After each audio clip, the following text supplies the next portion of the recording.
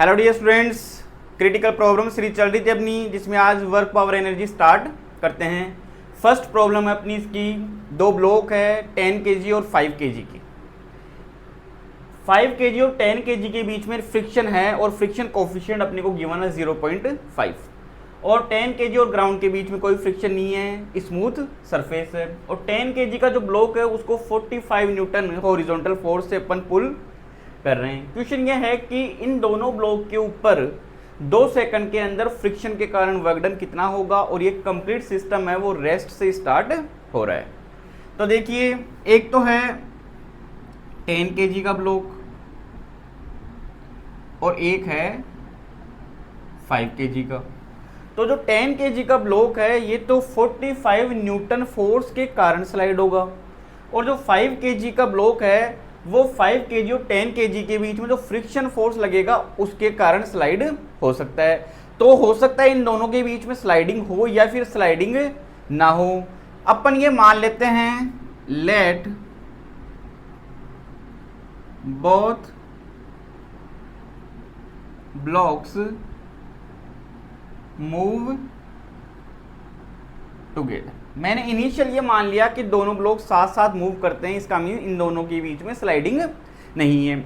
और यह भी प्रूव भी हो जाएगा कि स्लाइडिंग होगी या फिर नहीं होगी। तो अगर इन दोनों के बीच में स्लाइडिंग नहीं है और दोनों साथ साथ मूव करते हैं तो इन दोनों का एक्सीलरेशन भी कॉमन होगा। तो इन दोनों का जो कॉमन एक्सीलरेशन होगा वो कितना होगा, total force upon total mass. Total force कितना है 45 और टोटल मास कितना हुआ 15। तो ये निकल के आया अपने पास में 3 मीटर पर सेकंड स्क्वायर। इसका मीन्स अगर दोनों साथ साथ मूव करते हैं तो इनका कॉमन एक्सीलरेशन कितना होगा 3 मीटर पर सेकंड स्क्वायर। अब जो ये 5 kg का ब्लॉक है, हो सकता है इसकी अगर स्लाइडिंग हो तो स्लाइडिंग किधर हो सकती है, तो स्लाइडिंग किस डायरेक्शन में हो सकती है, इस तरफ। तो अगर इस तरफ इसकी स्लाइडिंग होती है तो इसके ऊपर फ्रिक्शन फोर्स किधर लगेगा, इधर। और एक्शन रिएक्शन से 10 kg के ऊपर किधर लगेगा, इस तरफ।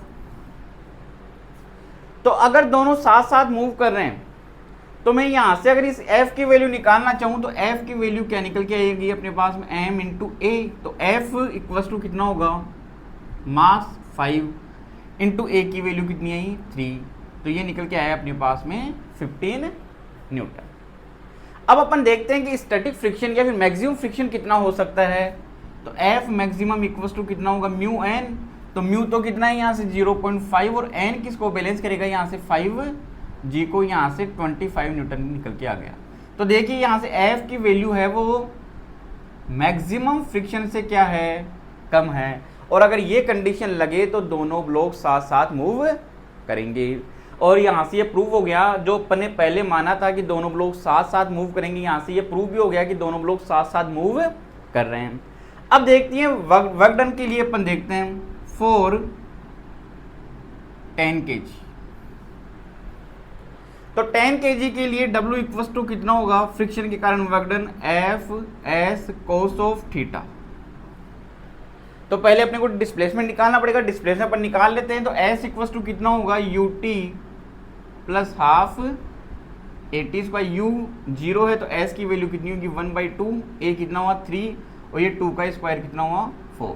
तो यहाँ से ये निकल के आ जाएगा 6 मीटर। तो डिस्प्लेसमेंट कितना हुआ है 6 मीटर।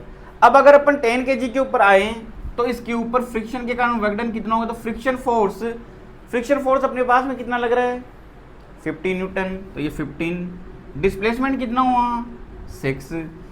अब देखिए यहाँ से 10 kg ये दोनों ब्लॉक इस डायरेक्शन में डिस्प्लेस कर रहे हैं, दोनों साथ साथ मूव कर रहे हैं। तो इसके ऊपर फ्रिक्शन किधर हुआ, इधर ऑपोजिट डायरेक्शन में। तो cos 180 की वैल्यू कितनी हो जाएगी -1। तो ये तो निकल के आया -90 जूल। और अगर 5 kg की बात करें अपन तो 5 kg के ऊपर फ्रिक्शन कितना होगा, वही F S cos theta. F की वैल्यू कितनी 15, डिस्प्लेसमेंट वही 6 है। अब देखिए यहाँ से डिस्प्लेसमेंट इस तरफ हो रहा है, फ्रिक्शन भी इधर ही लग रहा है, दोनों सेम डायरेक्शन में। कोस 0 कितना हो जाएगा यहाँ से 1। तो ये निकल के आएगा प्लस के 90 जूल।